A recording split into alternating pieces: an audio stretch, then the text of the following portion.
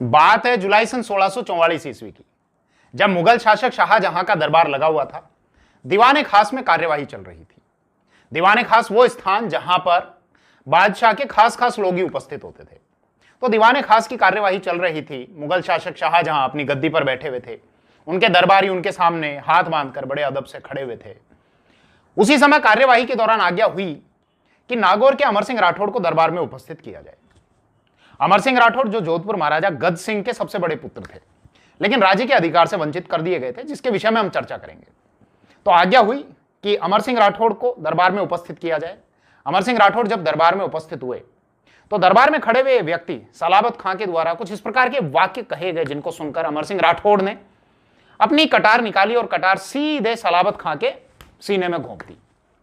और उस समय मुगल दरबार में बड़ी हड़बड़ी सी मच गई, भागादौड़ी सी मच गई। और खुद एक बार तो मुगल शासक शाहजहां को लगा कि कहीं मेरे प्राणों पर संकट ना आ जाए। तो इस संपूर्ण विषय पर हम बात करेंगे कि आखिर यह विषय क्या है। अमर सिंह राठौड़ जो कि जोधपुर के शासक बन सकते थे, उनको किस प्रकार से राज्य के अधिकार से वंचित कर दिया गया एक महिला के कहने पर। और यह घटना जो दरबार में हुई दीवाने खास में, जब अमर सिंह राठौड़ ने अपनी तलवार निकालकर सलाबत खां के सीने में उतार दी थी, इस विषय पर हम बात करेंगे। इस वीडियो के जो मुख्य सोर्सेज हैं वो एक तो है गौरीशंकर हीराचंद ओझा की किताब जोधपुर राज्य का इतिहास, इसके अलावा गोपीनाथ शर्मा की किताब राजस्थान का इतिहास, इसके अलावा जोधपुर राज्य की ख्यात, और इसके अतिरिक्त और भी सोर्सेज हैं जैसे मुंशी देवी प्रसाद के द्वारा लिखा गया शाहजहांनामा और उमरा ए हनूद। इसके अतिरिक्त मेरे एक दर्शक हैं जो नागौर के डीडवाना तहसील से संबंधित हैं, जिनका नाम है भगवती सिंह जी राठौड़। तो मैंने उनसे बात की कि इस विषय से संबंधित कुछ अगर पंक्तियां हों तो वो मुझे उपलब्ध कराइए, क्योंकि मैं जानता हूं कि एक तो राजस्थान का जो नागौर है और इसके अतिरिक्त उत्तर प्रदेश का जो क्षेत्र है, उत्तर प्रदेश में आगरा का जो क्षेत्र है, वहां पर अमर सिंह राठौड़ से संबंधित जो पंक्तियां हैं, जो गीत हैं, वो बड़े चाव से और बड़े गर्व के साथ में सुने जाते हैं और सुनाए जाते हैं। तो उनके द्वारा भी कुछ पंक्तियां मुझे भेजी गई थी भगवती सिंह जी राठौड़ के द्वारा, तो उनको भी विशेष रूप से धन्यवाद। तो इस विषय को शुरू करते हैं। मैं रमन भारद्वाज, आइए।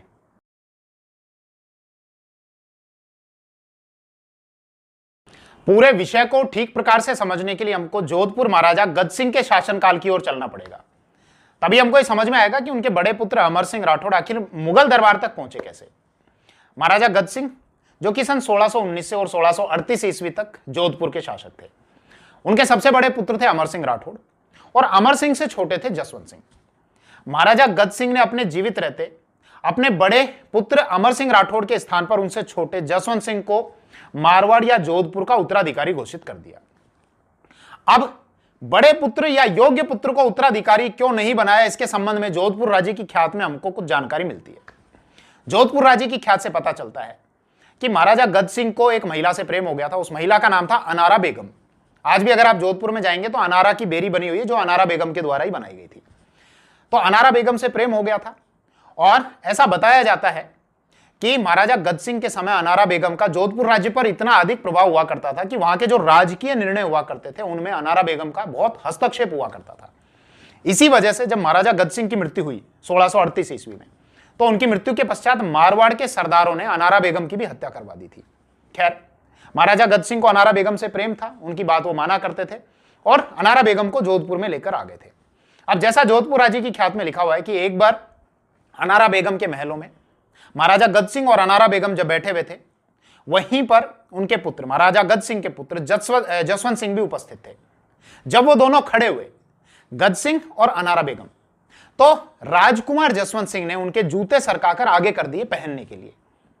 तो अनारा बेगम ने ये कहा, आप ये क्या कर रहे हो, मैं तो आपके पिता की दासी हूं। तो राजकुमार जसवंत सिंह ने यह कहा कि आप मेरी माता के समान हैं, इसीलिए आपके जूते सरकाकर मैंने आगे कर दिए पहनने के लिए। तो उनके जसवंत सिंह के इन वाक्यों को सुनकर अनारा बेगम बहुत प्रसन्न हुई और उसने उसी समय महाराजा गद सिंह से जसवंत सिंह को उत्तराधिकारी बनाए जाने को लेकर वचन मांग लिया।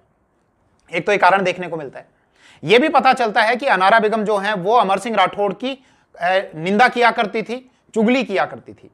इसके अतिरिक्त जब सोर्सेज को पढ़ते हैं तो जानकारी मिलती है कि महाराजा गद सिंह अमर सिंह राठौड़ को पसंद नहीं करते थे, क्योंकि उनका स्वभाव बहुत उग्र था और उग्र स्वभाव की वजह से ही महाराजा गद सिंह अमर सिंह राठौड़ को पसंद नहीं करते थे।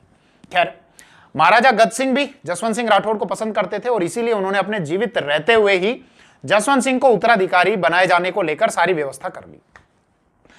दो सोर्सेज हैं, एक तो मुंशी देवी प्रसाद के द्वारा लिखा गया शाहजहांनामा और इसके अतिरिक्त उमरा-ए हनूद। इनसे जानकारी मिलती है कि सन 1633 ईस्वी में महाराजा गज सिंह मुगल शासक शाहजहां के समक्ष जब उपस्थित हुए तो शाहजहां को एक तो हाथी भेंट किया, इसके अलावा रत्न जड़ित कुछ शस्त्र वगैरह भी भेंट किए गए और इसके बाद फिर वो शाहजहां के साथ में पंजाब की ओर चल दिए। वो पंजाब जो वर्तमान में पाकिस्तान में आता है, वहां पहुंचे वो लाहौर में, और लाहौर में जब पहुंचे तो वहीं से महाराजा गज सिंह ने अपने बड़े पुत्र अमर सिंह को लाहौर में उपस्थित होने का आदेश भिजवाया। तो पिता का आदेश प्राप्त करने के बाद अमर सिंह भी लाहौर की ओर चल दिए और 1634 में वो लाहौर में पहुंचे। अब लाहौर में गए तो वहीं पर महाराजा गज सिंह ने शाहजहां से कहकर उनको अलग से कुछ परगने दिलवा दिए और कुछ मनसबदारी दिलवा दी। एक तो 2500 की जात दिलवाई, 1500 की मनसबदारी दिलाई और 4.5 लाख की आय तक के परगने दिलवा दिए गए। इन परगनों में एक तो थे बड़ौद, झलाय और सांगोद। तो ये सारी व्यवस्था इसलिए की जा रही थी ताकि भविष्य में जब महाराजा की मृत्यु हो तो उनकी मृत्यु के पश्चात में जसवंत सिंह और अमर सिंह के मध्य किसी प्रकार की लड़ाई ना हो उत्तराधिकार को लेकर। तो ये सारी इस प्रकार की व्यवस्थाएं कराई गई। अब अमर सिंह जो हैं वो बड़ौद में थे, तो महाराजा गज सिंह ने उनके शुभचिंतकों, वो शुभचिंतक जो मारवाड़ या जोधपुर में थे, इसके अलावा अमर सिंह राठौड़ की जो माता थी उनको धीरे धीरे मारवाड़ से हटाकर बड़ौद में भेज दिया। यानी अब अमर सिंह राठौड़, उनके शुभचिंतक, उनकी माता जो है वो बड़ौद में रहने लग गए थे। इसके अलावा जोधपुर राज्य की ख्यात जब पढ़ते हैं तो वहां से भी जानकारी मिलती है कि जब महाराजा गज सिंह का जब अंतिम समय था और अंतिम समय में जब वो बीमार पड़े, उस समय वो थे आगरा में, तो उनकी बीमारी की अवस्था में मुगल शासक शाहजहां उनसे मिलने के लिए गए उनके डेरे में और ये पूछा कि आपकी अगर कोई अंतिम इच्छा है तो बताओ। तो महाराजा ने ये कहा, मेरी अंतिम इच्छा है और आप मुझे वचन दीजिए मेरी मृत्यु के पश्चात आप जसवंत सिंह को ही मारवाड़ का शासक घोषित करेंगे। तो शाहजहां ने उनकी बात में हामी भर दी। साथ ही साथ महाराजा गज सिंह ने अपने कुछ अधिकारियों को, सरदारों को बुलाया और ये कहा कि मेरी मृत्यु के पश्चात आप लोग वचन दो, मेरी मृत्यु के पश्चात आप लोग जस्सू को ही मारवाड़ का राज्य दिलवाओगे। जस्सू मतलब जसवंत सिंह को जस्सू कहते थे। तो उन सरदारों ने भी हामी भरी और महाराजा गज सिंह को वचन दिया। तो खैर इस प्रकार की सारी व्यवस्थाओं से आपको समझ में आ गया कि महाराजा गज सिंह ने अपने बड़े पुत्र अमर सिंह को राज्य के अधिकार से वंचित कर दिया, अमर सिंह से छोटे जसवंत सिंह को राज्य का उत्तराधिकारी घोषित कर दिया और मृत्यु के बाद, महाराजा गज सिंह की मृत्यु के बाद दोनों के बीच में किसी भी प्रकार का बखेड़ा ना फैले, उस बात को लेकर पहले ही वो सारी व्यवस्थाएं कर गए थे। हालांकि अमर सिंह को उत्तराधिकारी न बनाए जाने को लेकर कुछ इतिहासकारों ने महाराजा गज सिंह के इस निर्णय की आलोचना भी की है। एक तो है गोपीनाथ शर्मा और गौरीशंकर हीराचंद ओझा। उन्होंने ये कहा है कि महाराजा ने अपनी एक प्रीतिपात्री अनारा बेगम के बहकावे में आकर अपने बड़े और योग्य पुत्र अमर सिंह राठौड़ को राज्य के अधिकार से वंचित कर दिया और इसीलिए फिर आगे चलकर जोधपुर या मारवाड़ राज्य को परेशानियों का सामना करना पड़ा, क्योंकि आगे हम जानते हैं कि महाराजा जसवंत सिंह के समय भी मारवाड़ काफी परेशान किया जा रहा था और उनकी मृत्यु के पश्चात तो अजीत सिंह के शासनकाल में तो मारवाड़ को खालसा घोषित कर ही दिया गया था। खैर ये सारी बात आपको समझ में आई कि किस प्रकार से अमर सिंह राठौड़ को राज्य के अधिकार से वंचित कर दिया गया और फिर उनको मुगल दरबार में भेज दिया गया।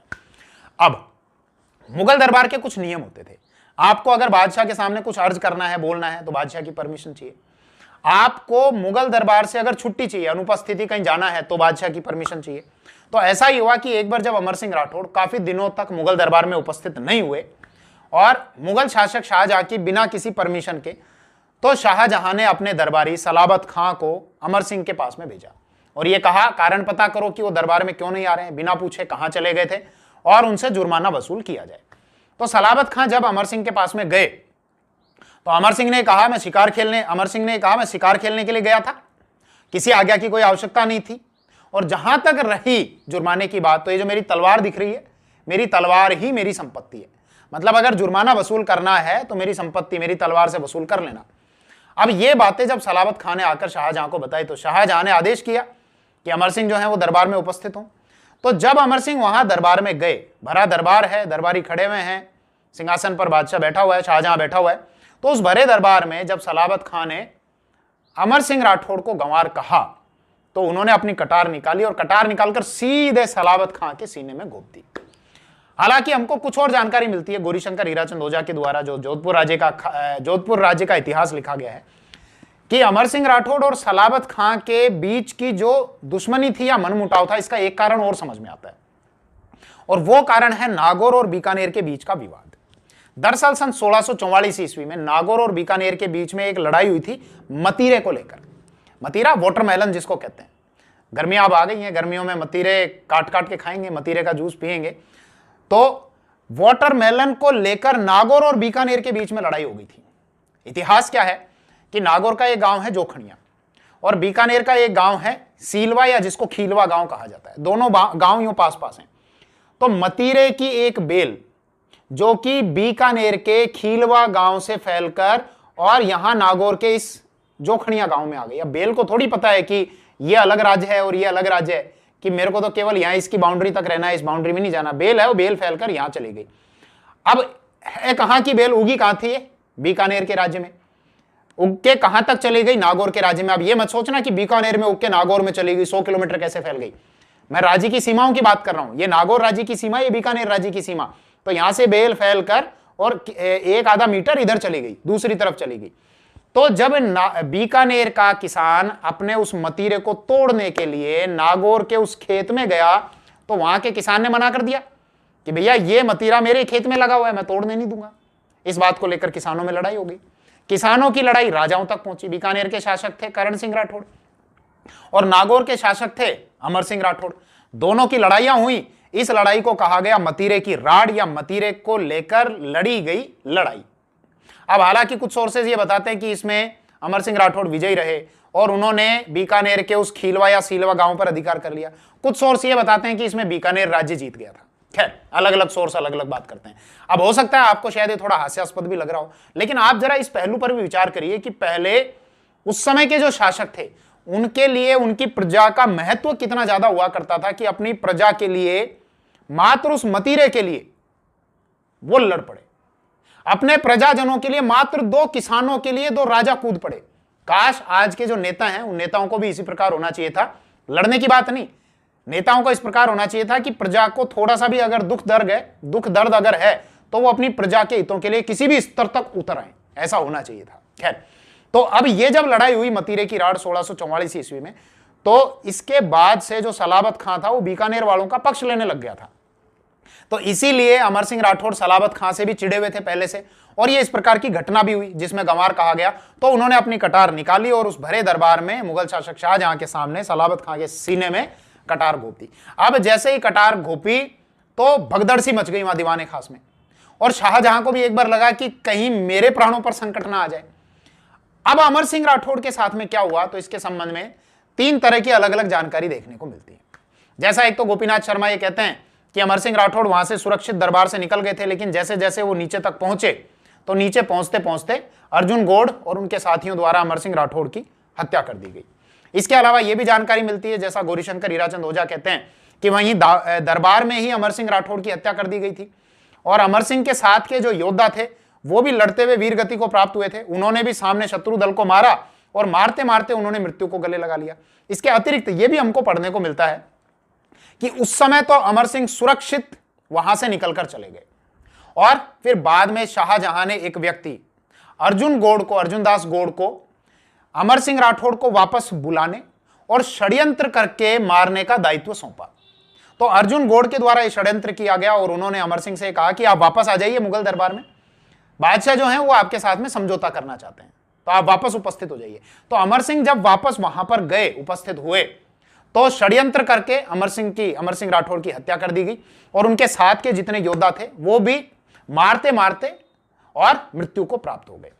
तो ये जो विषय था बड़ा रोचक विषय था और मुझे लगा आपके साथ में चर्चा करनी चाहिए। इसी विषय के संबंध में, जैसा मैंने वीडियो के इंट्रोडक्शन में बताया था कि राजस्थान की एक तहसील है, मेरे एक व्यूअर हैं जो राजस्थान के डीडवाना के हैं, सेवा गांव के, भगवती सिंह जी राठौड़, और उनके द्वारा वहां पर प्रति वर्ष में अमर सिंह राठौड़ की जयंती पर एक उत्सव मनाया जाता है और उनके द्वारा मुझे कुछ पंक्तियां भी भेजी गई थी अमर सिंह राठौड़ से संबंधित। उन्हीं पंक्तियों में से मुझे 2 लाइनें बहुत अच्छी लगी। वो लाइनें इस प्रकार से थी, जैसा मैंने इंट्रोडक्शन में भी आपको बताया कि पाव शेर लोह से हिलाई सारी पातशाही, होती जो शमशीर तो छिनाए ले तो आगरो। मतलब पाव लोहा था, थोड़ा सा लोहा था, कटार में कितना लोहा लगता है, थोड़ा सा ही लोहा लगता है, तो थोड़े से लोहे से बादशाही को हिला दिया था, और अगर शमशीर यानी तलवार होती तो आगरा छीन लिया जाता। तो इस प्रकार से इन पंक्तियों का यह अर्थ है। चलिए नया कोई विषय देखते हैं नेक्स्ट वीडियो में। जय हिंद।